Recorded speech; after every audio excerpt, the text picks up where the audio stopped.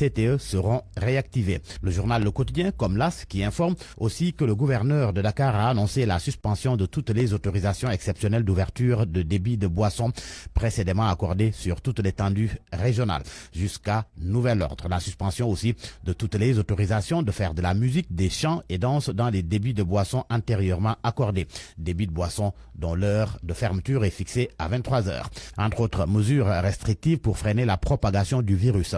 Ainsi, l'AS affirme que le gouverneur Al-Hassan Sall barricade Dakar. Le coronavirus a fortement impacté l'économie sénégalaise. Une récession était alléguée en 2020.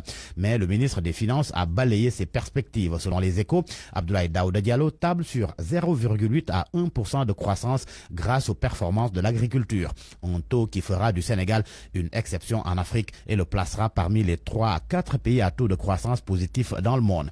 Il l'a dit lors de la clôture de la session budgétaire. L'Observateur en rend compte. Le journal informe que selon Abdoulaye Daouda Diallo, le gouvernement projette pour 2021 un budget de 4 589,2 milliards de francs CFA, un déficit ramené à 5% et un taux de croissance de 5,2%.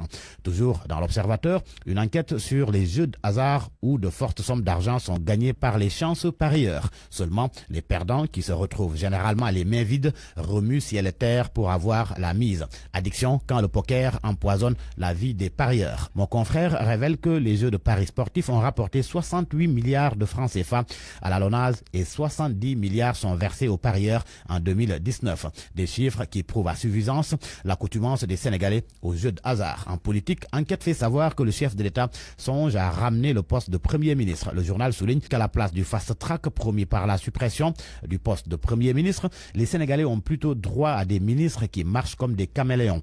Macky Sall qui occupe pratiquement les manchettes. Les Échos parlent des sales coups de Macky Sall à l'opposition. C'est à propos du dialogue national. Les Échos notent que pendant le dialogue, ils négocient avec Idi et justifient ensuite leur alliance par les conclusions du dit dialogue qui était juste un prétexte. Dialogue mort de sa belle mort selon le journal Les Échos. Pendant ce temps, l'Observateur s'intéresse à la stratégie de Macky Sall dans la résolution des conflits à l'APR. Tribune, lui, s'arrête sur une partie du discours du chef de l'État lors de la remise du prix Macky Sall pour le dialogue en Afrique. Évoquant l'ouverture de la majorité à d'autres, Macky Sall a dit, je le cite, Idrissa Seck, je le retrouve comme je retrouve Jean-Paul Diaz, comme je retrouve Maître Aïssata Tall Sall qui avait son mouvement. Tribune en déduit que Macky Sall minimise Idrissa Seck. À la une de Sud Quotidien, alliance politique pour la conquête des capitales régionales vers des locales ouvertes. Le moins que l'on puisse dire, souligne Sud, c'est que la mouvance présidentielle qui s'agrandit avec des leaders de l'opposition dont on entend de loin les murmures de protestation de la base devrait avoir en face d'elle pas moins de 3 grands pôles de l'opposition pour la conquête des capitales régionales. Et selon le journal, l'enseignant-chercheur à l'université Gaston Berger de Saint-Louis, Moussa Diaw, reste persuadé pour autant que le camp du pouvoir aura des problèmes. En tous les cas, enquête apprend que l'opposition va très bientôt mettre sur pied une alliance avec des figures comme Ousmane Sonko et Khalifa Sall. C'est Barthélémy Diaz qui l'a fait savoir dans le grand jury de RFM. Dans le jury du dimanche de e-Radio, le ministre des collectivités territoriales Oumar Gueye a annoncé la suppression des villes de Dakar, Pikine, Guédiawaye, Rufisque et Thiès.